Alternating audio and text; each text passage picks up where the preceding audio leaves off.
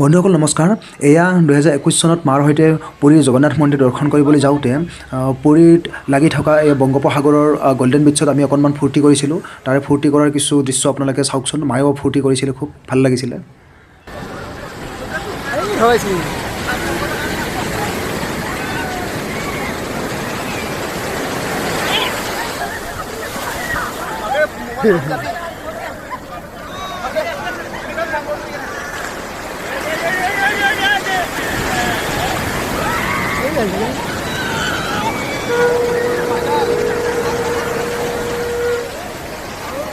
এখন নাহিল বেছি